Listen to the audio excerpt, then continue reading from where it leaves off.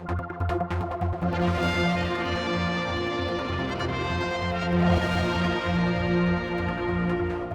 I'm down at the Green Centre in Douglas with Friends of the Earth Kat Turner, and there's a splendid big thing here telling us about this award that we're going to be talking about today. In fact, that was just getting to the final, wasn't it, initially? That was just about getting to the final. We were really humbled to get through to the finals, actually, because there were a record number of applications for the Earthmovers Awards. Earthmovers Awards are about groups that want to show that they have been doing amazing things throughout the year and changing hearts and minds and taking small and big actions to try and get a more sustainable world. And Earthmovers awards those once a year.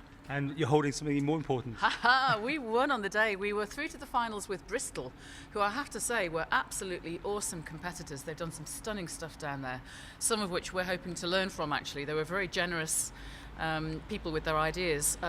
We were interviewed on the day, they were interviewed on the day, and because of the things that we've managed to achieve and we're still working on, we won. Yay!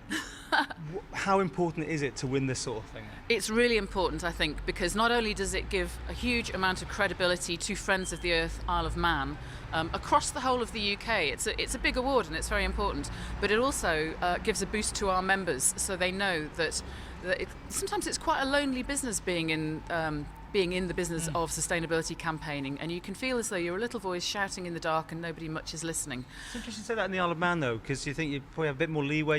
You've got like Chris Thomas, MHK, who's on your side. I know, he's terrific. that sort of thing. But is it hard here? Well, do you know what? Sometimes you can feel it's hard, but actually, at base camp where we won this award, where we were given the award, we were talking to lots of other groups, and some of them were from really big areas. I think North Lancs Friends of the Earth said, we're doing amazing things, we're campaigning against fracking. I said, how many have you got then? He said, oh, we're not doing badly. We've got 200 on our Facebook friends, we've got 12 on our email list, and we've got about 5 people who turn up for meetings and about 2 people who do all the work. So not a lot. So and what have you got? We've got a couple of hundred, I think, on our Facebook friends. Our paid-up membership's gone from 25, that includes families, so it's actually more people, to 35 in a year. So that doesn't sound huge, but actually it's very big for an island this size. And our meetings, sometimes we have 15, 16 people on a monthly meeting. We have stalwarts who turn out for all sorts of events. We had... Do you think it's a place where you could actually put someone for place in the House of Keys, for instance? Would you think that would be somewhere you should be looking eventually? Wouldn't that be interesting? There are issues with Friends of the Earth although it's campaigning and lobbying group, it's resolutely non-political. Right. So we wouldn't be running a Friends of the Earth candidate. It's conceivable, though, that of our number, there may be one or more green-oriented campaigners, and I think now would be a very good time for that, because increasingly the green agenda is showing itself to be a populist agenda. It's for the people as opposed to for just business or just economic growth. We need business, we need economic growth, but things that are good for the environment are almost invariably good for people's lives, people's well-being, people's mental health, and good for the economy. So I think now's the time for some green candidates to start to emerge. And how green is the Isle of Man in relation to, let's say, just the UK? Was that too difficult to put like-alike? It's a very difficult comparison to make. There are some areas where we do fantastic stuff, and there are some areas where we're rather behind the curve. Partly that's because not being part of the EU ourselves, some of that legislation that makes the UK folks do things they have to do in terms of recycling limits, sustainability limits, carbon cutting and so forth, they're not imposed on us by the EU here, so we have to lobby to get those changes through. And actually it was so heartening to see Tynwald vote through those sustainability provisions a few weeks ago that said that the Isle of Man will, like the rest of the world, aim to cut its carbon emissions.